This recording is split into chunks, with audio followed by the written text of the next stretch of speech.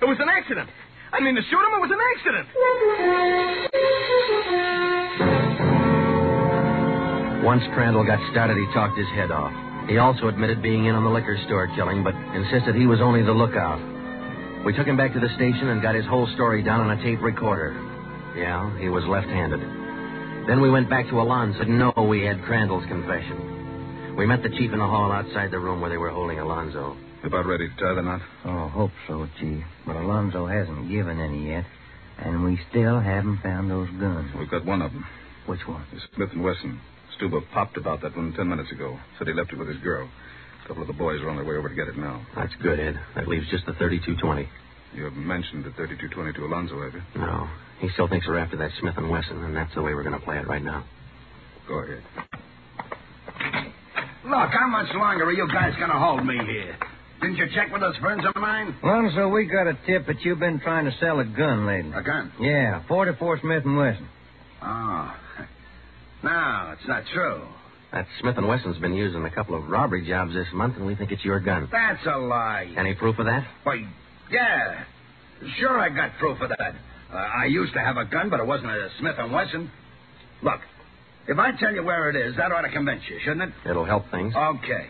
I sold it to a neighbor of mine. He gave me $7. I'll give you his address. You sure it's not a Smith & Wesson? Sure, I'm sure. It's a .32-20.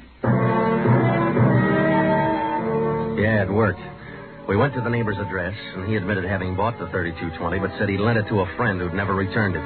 The friend had hocked the gun to a barber. The barber gave him $15 and a haircut for it. We finally got it from the barber, and we came back to the station. I'm all set, Joe. I'll be in the next room. Just give me the nod. Okay. Hello, Alonzo. Hey, you got the gun. Yeah, we got the gun. Well, now maybe you'll believe I'm on the level. Okay if I go now? I guess we won't be able to hold you here much longer. You can say that again, brother. You gotta save a lot of time for you to listen to what I've been trying to tell you all along. I guess you're right, Alonzo. Sure, I'm right. You know, you guys would be a lot better off you believe guys like me the first time we tell you something. But on the liquor Instead store of job, running. I was only a lookout. I was outside. Huh. It was the other two who pulled that one. Stuber and Alonzo. Alonzo killed the clerk. Hold it, Alonzo. Dirty, you screaming All right, at? Alonzo, that's enough.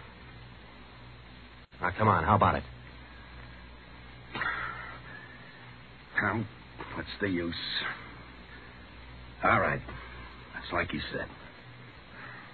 Okay, Ben, bring the recorder in here. Alonzo's ready to make a record now.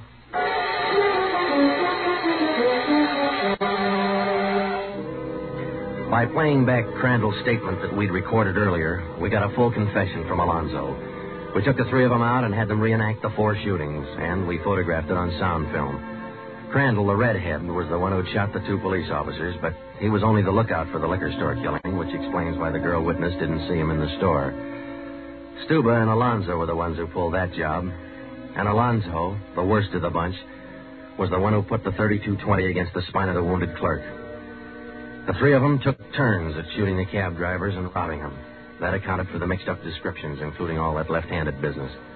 2 of the 3 suspects happened to be left-handed. Well, that was the crop. Crandall, Alonzo, Stuba. 4 shootings, 3 robberies, 4 attempted murders, 1 murder. The 3 men were tried and convicted. They're all in the state penitentiary. Crandall's there for life. Alonzo and Stuba, they'll be executed next week. File it, will you, Ben?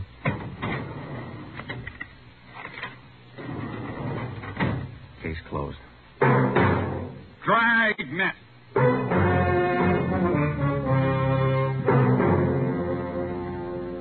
The story you have just heard was true. Only the names were changed to protect the innocent.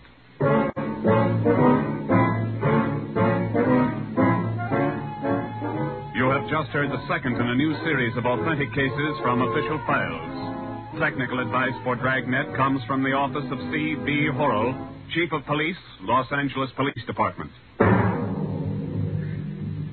Tonight's program is dedicated to Radio Officer Delmer E. Cook of the Los Angeles Police Department, who, on the afternoon of December 6, 1948, gave his life so that yours might be more secure. Dragnet came to you from Los Angeles. This is NBC, the national broadcasting company.